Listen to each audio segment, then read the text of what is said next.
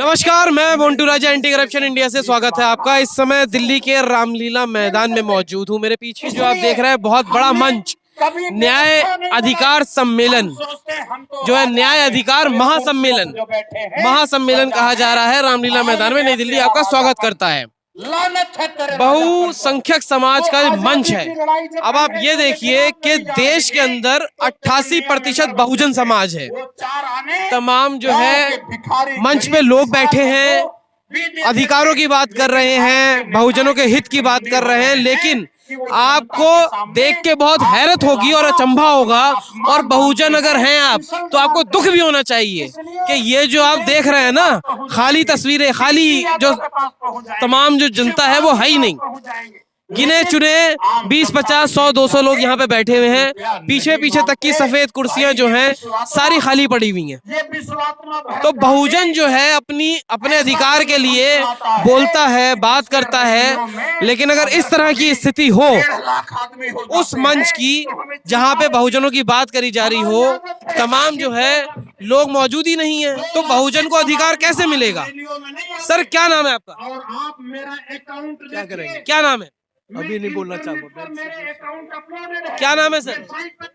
बात नहीं करना चाहते आप लोग? बात नहीं करना चाहते हैं क्योंकि शायद उनको पता है कि पहला सवाल क्या आ जाएगा। क्या नाम है सर आपका? मुरली प्रसाद मुकेश।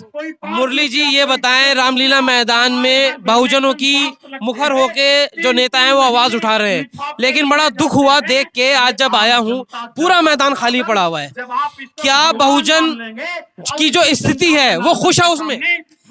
देखिए, बहुजन को उसके अधिकार के बारे में उसको जानकारी नहीं दिया जाता है। बहुजन के पास लोग पहुंच नहीं रहे हैं और बहुजन इस बात को समझ नहीं रहे और धोखा खा रहे हैं। वह साड़ी के नाम पर, शराब के नाम पर, धोती के नाम पर, पैसे के नाम पर वोट देते हैं और अपने अधिकार मताधिकार को बेच रहे हैं। आज उनके अधिकार की बात हो रही है तो उनके पास आने का समय नहीं है। इसमें बहुजन की नेताओं की कमी है कि उनको इस बात की जानकारी नहीं देते हैं, उनको इस बात को पहुंचाते नहीं है कि वो जो है इस बात को उनको बताना चाहिए, उनको जानकारी देना चाहिए। और जिस दिन हम बहुजन को इस समझाने में कामयाब हो जाएंगे तो ऐसा रामलीला मैदान एक नहीं हजारों रामलीला मैदान को बहुजन भर देगा। और बहुजन के पास ये ताकत है कि वह इस पूरे हिंदुस्तान के सरकार को उखाड़ के फेंक देगी और पूरे देश में बहुजनों का राज होगा। बहुजनों का राज होगा। 88% बहुजन है, लेकिन बहुजन का राज हो क्यों नहीं पा रहा है, ये एक बड़ा सवाल है। क्योंकि तमाम जो लोग हैं वो जवाब नहीं दे पा रहे हैं इस चीज में। सर, क्या नाम है आपका? जी हाँ, हमारा नाम जयप्रकाश नागर है। जयप्रकाश जी, ये बताएं, आज एक बहुत बड़ा सम्मेलन, महासम्मेलन आयोजित किया गया था बहुजनों के लिए। चाहे आजादी से पहले की बात करें या आजादी के बाद की, बहुजन पे अत्याचार होते आ रहे हैं।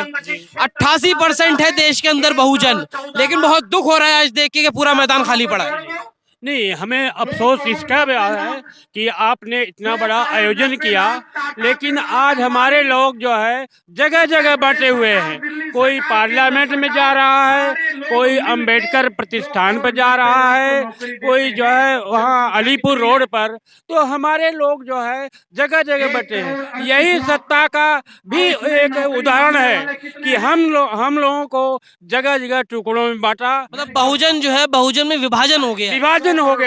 विभाजन होने से बाबा साहब की जो सपने हैं हम अधूरे रह गए और हम अपनी कारमा को आगे नहीं बढ़ा पा रहे।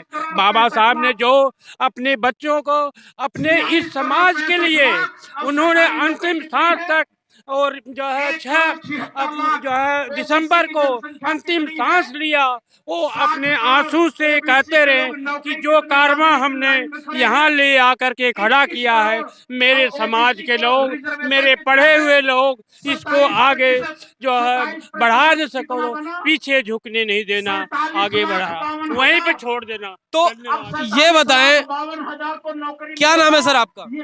मेरा नाम नारायण दास। नारायण जी, ये बताएं, बात हो रही थी आपके साथियों से, संख्या है नहीं यहाँ पे, बहुजन जो हैं कह रहे हैं विभाजन है बहुजनों के अंदर, टूटे हुए हैं बहुजन। तो इतनी जो आजादी से पहले जो बहुजनों की स्थिति, उसके बाद आज भी तमाम रोज जो है अत्याचार बहुजनों के साथ देखने को मिल रहा है। कैसे जागेगा बहुजन? एकजुटता क्यों नहीं आ रही है? उसका ये ऐसा हो सकता है, जैसे मेरे को भी इस यहाँ का पता नहीं था, मेरे को ये आज प्रोग्राम हो रहा है, तो ऐसे ये जन जन तक पहुंचेगा या जन जन तक पहुंचाने का काम करेंगे, तभी लोगों को कुछ मालूम होगा, बहुजन जब ही जाग सकता है। और बहुजनों को जोड़ना पड़ेगा। 88% है बहुजन देश के अंदर, और इतने अत्याचार के बाद भी अगर नहीं जागरूक हो रहा है, नहीं एक साथ आ पा रहा है, क्योंकि यहाँ पे आशंका ये जताई जा रही थी कि हजारों की तादाद में आदमी पहुंचेगा, लेकिन बहुजन नहीं है। मैंने तो लाखों की सुनी थी कि लाखों के लोग, लाखों लोग जुड़ेंगे, मगर यहाँ मैं देखता हूँ बिल्कुल, यानी कि सारा मैदान खाली है। ऐसे ही बहुजन के साथ अत्याचार होता रहेगा, फिर तो एकजुटता नहीं होगी। तो ऐसा होता रहेगा तो ये जो श्रवण लोग हैं वो हम पे ऐसे राज करते रहेंगे, हमारा राज कभी आएगा ही नहीं। क्या लगता है जो बहुजन के नेता हैं वो दमदार नहीं है? शायद मैं ये तो नहीं कह सकता, मगर फिर भी हम घर घर और जन जन तक जुड़ेंगे ना, तब शायद हम है ना इकट्ठे हो सकते हैं। क्यों नहीं जुड़ पा रहे हैं जन जन तक, घर घर तक? तो अब यहाँ जो है ना, एक तो जो लोग है ना हमारे वरिष्ठ लोग हैं, वो इसके लिए एक संगठन बनाना चाहिए जो जन जन तक जुड़ने के लिए। कहीं ना कहीं जो बहुजन नेता हैं उनकी कमी दिखाई दे रही है कि मंच पे तो लोग भरे पड़े हैं, लेकिन अगर बात की जाए जनता की, तो जो जनता है उसकी संख्या बहुत कम है। बहुजनों के अंदर विभाजन है, बहुजन के साथ अत्याचार होता है, दलितों के साथ अत्याचार होता है देश में, लेकिन इसके बाद भी जो है वो जो एकजुटता है वो नहीं आ पा रही है। सर क्या नाम है? सुरेंद्र सिंह। सुरेंद्र जी, ये बताएं, जो बहुजन समाज है देश के अंदर 88% है, तमाम कहते हैं कि उसके साथ अत्याचार हो रहा है, बहुजनों का दमन किया जा रहा है, बहुजन जाग क्यों नहीं रहा है? सारी कुर्सियां खाली पड़ी हैं, लाखों लोगों को आना था, महज कुछ 100-150 लोग बैठे हुए हैं यहाँ पे। अब देखो जी, इस बारे में हम क्या बोलें, हम खुद जो है सुबह ड्यूटी करते हैं। आपकी बात, आपने तो अपना प्रेजेंस दिया है, जब बहुजनों पे इतना अत्याचार है तो बहुजन क्यों नहीं जाग रहा है? देखो जी, हकीकत में उनको जागना चाहिए, उनको जागना चाहिए। ऐसी कौन सी नींद में बहुजन के उनकी बच्चियों के साथ बलात्कार होता है, उनके अधिकार छीने जाते हैं, बहुजन कहाँ है? बहुजन आज ऐसा है, आज बाबा साहब का वहाँ परिनिर्वाण दिवस है। आज 26 अलीपुर रोड पर जो है वहाँ पर सारा जो है वो इकट्ठे हुए थे। 26 अलीपुर पर वहाँ से जो है डिवाइड होकर सारा जो है चले गए। काफी लोग आए थे, लेकिन शाम की संध्या होने पर लोग अपने घरों को चले गए। और कल फिर जुटेंगे, कल से ज्यादा जुटेंगे लोग, काफी लोग।